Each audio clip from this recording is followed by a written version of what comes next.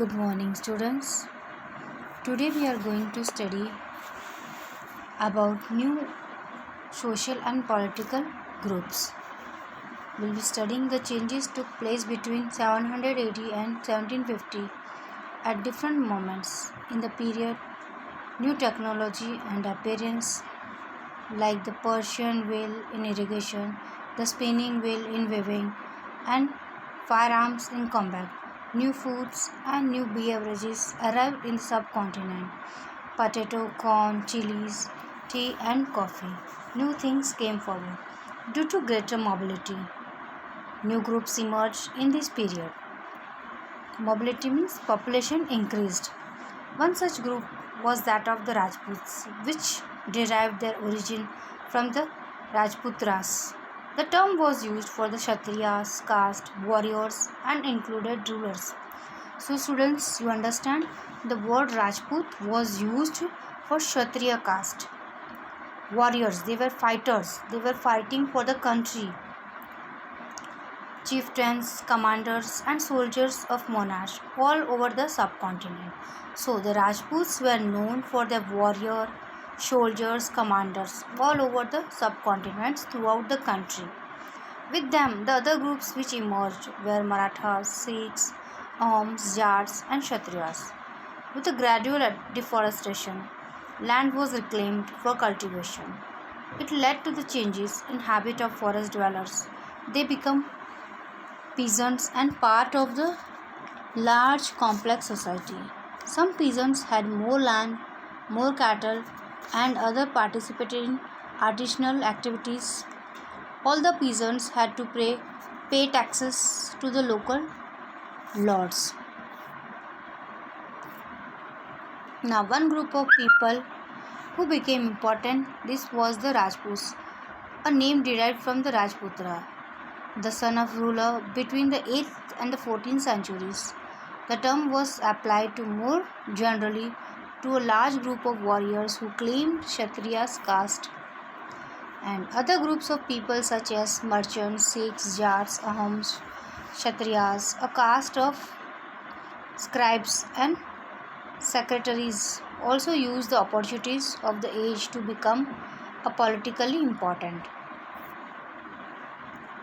Through this period, there was a gradual clearing of forest and the extension of agriculture, a change faster and more complete in some areas than in others.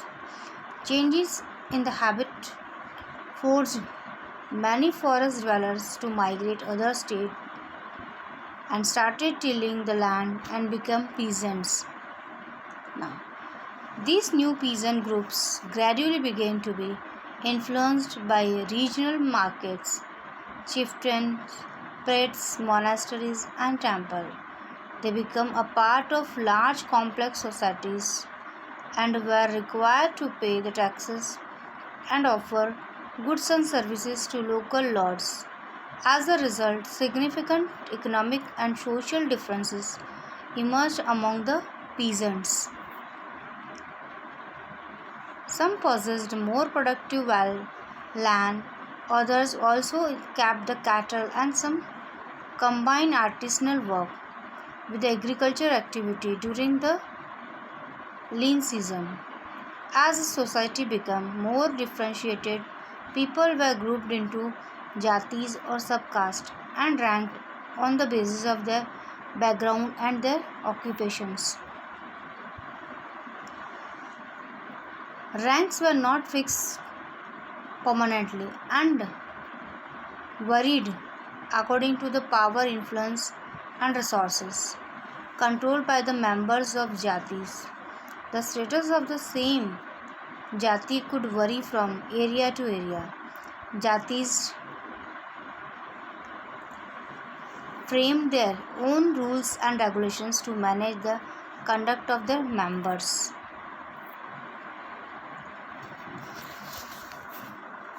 Clear, students? And so this was about the social and political groups. Now we move towards the region and empires. During this period, majority of the country was covered by bigger empires such that Mughals in north, Cholas in south, and Marathas in the center. A Sanskrit text described that empire of Sultan Balban was stretched from Bengal to Afghanistan and Delhi to South India, then known as Dravidians. So these Indians were known as Dravidians.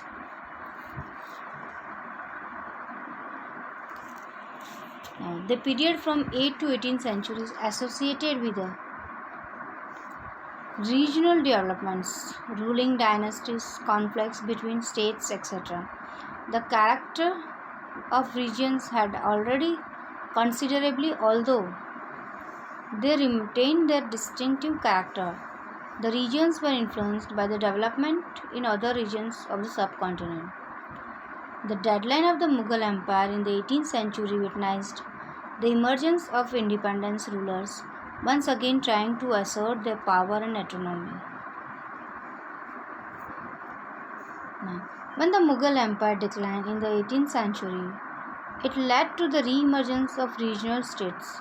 But years of imperial pain, regional rule had altered the character of the regions. Across most of the subcontinent, the regions were left with the legacies of their big and small states that ruled over them.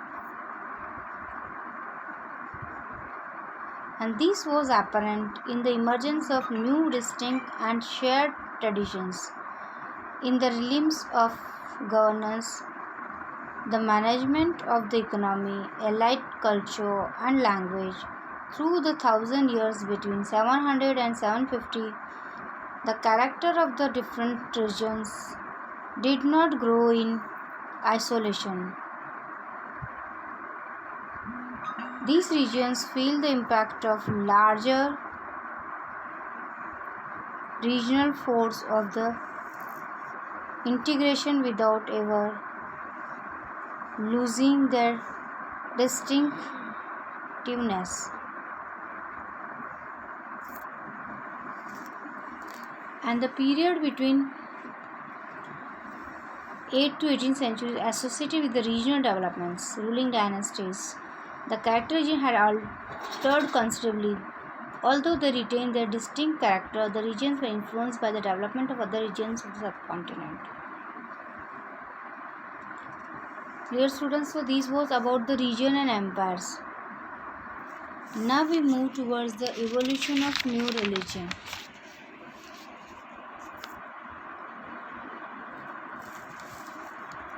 The 1,000 years of history that we are exploring witnessed a major development in the religious traditions. People's beliefs in the divine was sometimes deeply personalized, but more usually was collective belief. Religion and society went in hand. The economic and social institutions of the communities hugely influenced the religion of the period. Initially, the religion was a matter of nature worship, but gradually, during this period, the temples and shrines started coming up. The earlier invaders, like the Greeks who came to India, followed Indian religions. So, the people who came to India also followed our Indian culture, and we people also followed the other religions also. Hinduism, Buddhism. Merchants and traders in the 7th century brought the teachings of Holy Quran to the people of subcontinent. And those who came to India, we followed their also religion and culture. With the establishment of Mughal Empire, Islam became one of the important religions of the subcontinent. Later on, other new religions also developed, such as Sikhism, Christianity. The Brahmins, with the knowledge of sacred texts and the role of performing rituals and sacrifices, owned a dominant position in the society. New rules sought their support in order to establish their positions. So, students, we end here our chapter, and you all know that Brahmins were much given importance because of their sacred texts in Sanskrit.